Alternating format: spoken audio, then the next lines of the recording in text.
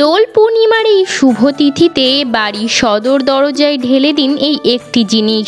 ঘরের সমস্ত বাস্তু দোষ দূর হবে। মা লক্ষ্মীর আশীর্বাদে পরিবার সুখ শান্তি এবং সমৃদ্ধি বজায় থাকবে। পরিবার থেকে আপদ বিপদ রোগ জ্বালা যন্ত্রণা সব দূর হবে। সার্বিকভাবে পরিবারে মঙ্গল হবে। নমস্কার বন্ধুরা, আরও একটি নতুন পর্বে আপনাদের স্বাগতম। আশা করছি ঈশ্বরের আশীর্বাদে আপনারা ভালো আছেন এবং সুস্থ আছেন।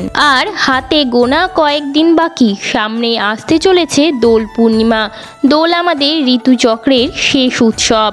এই দিনটির জন্য আমরা সবাই অপেক্ষা করে থাকি। এই সময় প্রকৃতিও তার নিজের রূপকে ফুটিয়ে তোলে। দোল পূর্ণিমা বা দোলযাত্রা হিন্দু ধর্মাবলীদের কাছে অত্যন্ত ধর্মীয় ও গুরুত্বপূর্ণ উৎসব। বাংলা ও উড়িষ্যা ছাড়াও ভারতের বিভিন্ন স্থানে দোল উৎসব মহা সমারোহে পালিত হয়। দেশের অন্যান্য স্থানে, বিশেষ করে উত্তর ভারতে, দোলযাত্রা হোলি নামেও পরিচিত। তবে দোল উৎসবের অপর নাম বসন্ত উৎসব।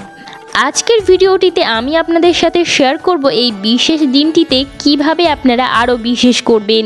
ঘুম থেকে উঠে যদি আপনার সদর দরজায় সেই জিনিসটি ঢেলে দিতে পারেন বা ছড়িয়ে দিতে পারেন, তাহলে মা লক্ষ্মীর আগমনের পথ সুগম হবে। এই বিশেষ দিনটিতে মা লক্ষ্মীর বিশেষ আগমন ঘটে। তাই যদি আপনারা বাড়ির সদর দরজায় এই বিশেষ জিনিসটি ঢেলে দিতে পারেন, তাহলে কিন্তু মা লক্ষ্মীর আগমনের পথ আরও প্রশস্ত হবে। তাই আমার সকল দর্শক বন্ধুদের কাছে অনুরোধ থাকবে, ভিডিওটি স্কিপ না করে সম্পূর্ণরূপে দেখবেন। আর ভালো লাগলে অবশ্যই রাধে রাধে কমেন্ট করবেন। চলুন বন্ধুরা, প্রথমেই আপনাদের জানিয়ে দিই পঞ্জিকা অনুসারে দোল পূর্ণিমার পূর্ণাঙ্গ সময়সূচি। দোল পূর্ণিমা পড়েছে 11ই চৈত্র 1430, 25শে মার্চ 2024 সোমবার। তবে পূর্ণিমা তিথি শুরু হচ্ছে রবিবার সকাল 9টা 43 থেকে এবং সমাপ্ত হচ্ছে সোমবার সকাল 11টা 48। যদিও রবিবার দিন পূর্ণিমার নিশি পালন হবে, তবে পূর্ণিমার ব্রত উপবাস পালন করতে হবে সোমবার। বন্ধুরা, এই বিশেষ কাজটি করবেন সোমবার একদম সকালবেলা ঘুম থেকে উঠে। সর্বপ্রথম এই কাজটি আপনাদের করতে হবে। তবে তার জন্য প্রস্তুত করে নিতে হবে আপনাদের জিনিসটি কিন্তু রবিবার, কারণ রোববার যে রাত্রিটা পাওয়া যাচ্ছে সেটি কিন্তু পূর্ণিমার রাত। বলে রাখি বন্ধুরা, যে দোল পূর্ণিমার আগের যে সময়কালটি, এটিকে বলা হয় হোলাষ্ঠ। হোলাষ্ঠ হলো ফাল্গুন মাসের শুক্ল সপ্তমী বা অষ্টমী থেকে ফাল্গুনী পূর্ণিমা পর্যন্ত 8 দিনের একটি সময়কাল। 2024 সালের হোলাষ্ঠ পড়েছে 16ই মার্চ থেকে এবং শেষ হবে 25শে মার্চ তারিখে, অর্থাৎ দোল পূর্ণিমার দিন। বন্ধুরা, দোল পূর্ণিমার আগের যেই সময়কালটি, এটি অত্যন্ত অশুভ বলে মানা হয়। এই সময়কালে কোনো শুভ কাজ করা হয় না এবং নতুন কোনো কিছু শুরু করা হয় না। এই সময়কালে নতুন ব্যবসা করা হয় না, বাড়িতে বিশেষ কোনো শুভ কাজ বা বিশেষ পুজো অর্চনা করা হয় না।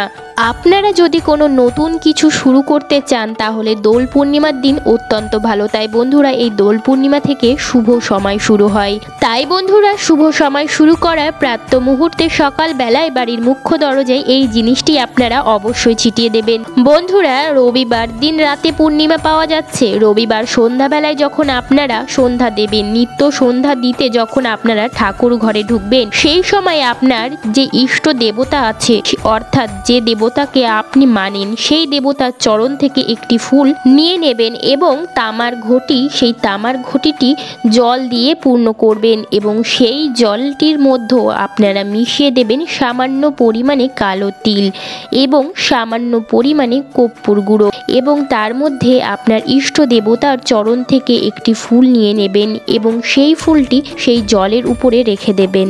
বন্ধুরা, যদি আপনারা মা লক্ষ্মীকে অত্যন্ত মানেন, দোল পূর্ণিমার তিথিতে মা লক্ষ্মী এবং নারায়ণ ভগবানের পুজো করতে চান, তাহলে মা লক্ষ্মী বা নারায়ণ ভগবানের চরণের কাছ থেকে আপনি একটি ফুল এবং তুলসী পাতা নিতে পারেন। অথবা বন্ধুরা, আপনার ঠাকুর সিংহাসনে যে ঠাকুরের বিগ্রহই আছে, সেই ঠাকুরের বিগ্রহের কাছ থেকে আপনি ফুল নিতে পারেন। নিয়ে আপনি সেই জলটির মধ্যে রেখে দেবেন এবং সেই ঘটিটি ঠাকুর ঘরের এমন স্থানে রাখবেন যাতে পূর্ণিমার চাঁদের আলো যেন জলটির উপর পড়ে এবং সারা রাত ঠাকুর ঘরে সেই জলটি আপনি রেখে দেবেন। পরের দিন সকালবেলা অর্থাৎ দোল পূর্ণিমার দিন সকালবেলা 25শে মার্চ সোমবার খুব তাড়াতাড়ি ঘুম থেকে ওঠার চেষ্টা করুন। বন্ধুরা, দোল পূর্ণিমা একটি অত্যন্ত পবিত্র দিন, তাই সকাল সকাল শয্যা ত্যাগ করার চেষ্টা করুন। বিশেষ করে সূর্যোদয়ের আগে শয্যা ত্যাগ করে আপনি সূর্যোদয় দেখুন, এর শুভ প্রভাব আপনি সারা বছর পাবেন। বন্ধুরা, তারপর আপনার ঘর দুয়ার অত্যন্ত ভালোভাবে পরিষ্কার করে নেবেন। এবার আপনি চলে আসবেন ঠাকুর ঘরে। ঠাকুর ঘর থেকে নিয়ে নেবেন সেই 1 ঘটি জল। আপনি আপনার ইষ্ট দেবতার চরণ থেকে যে ফুলটি নিয়েছেন সেই ফুলটি আগে সরিয়ে দেবেন। কারণ হচ্ছে এই জলটি আমরা আমাদের সদর দরজায় ঢেলবো এবং সেখান দিয়েই সবাই যাওয়া আসা করবে, কারোর পায়ে পড়তে পারে, তাই সেই জন্য এই ফুলটি তুলসী পত্রটি আমরা আগেই সরিয়ে নেব এবং তারপর আমাদের ইষ্ট দেবতার নাম স্মরণ করে আমরা এই জলটি আমাদের মুখ্য দরজায় ছিটিয়ে দেব, বা আপনারা চাইলে 1 ঘটি জল আপনারা সামনে ঢেলেও দিতে পারেন। এর ফলে গৃহস্থ বাড়িতে পজিটিভ এনার্জি বসবাস করে এবং গৃহস্থ বাড়িতে ধন ও ধান্যে ভরা থাকে।